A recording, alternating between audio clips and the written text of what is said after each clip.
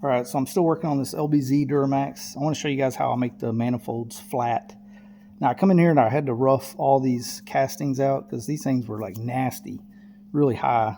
And what I wanted to show y'all is like, this is the stuff that you would use as a machinist, like die chem. I'm not a machinist, okay? I'm a body man kind of. So this right here is a Sharpie. Everybody's got one of these. And what I've done is I've already Sharpied all the manifolds down. And what you do is you just use this like guide coat. You guys know what guide coat is. It's a tool we use to read high and low spots. Now this thing's going to be under pressure because it's a turbo, right? It's boosted. So I'm using a long board, and of course the longer, flatter, straighter, the nicer, the better.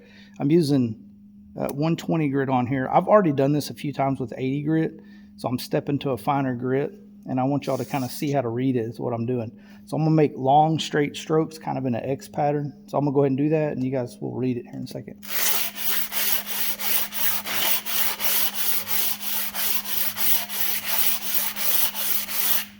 Okay, so remember the goal is to read what we have here.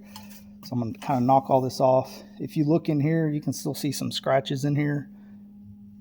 If you guys can, there it is. You can actually still see some a little bit. I'm not worried about these little gasket marks right here. That's fine. But anywhere that you still see some deep scratches, those are going to be areas that we need to work on. So that's how I'm going to be knocking those down. Again, long strokes, and then I'm going to check it with a straight edge.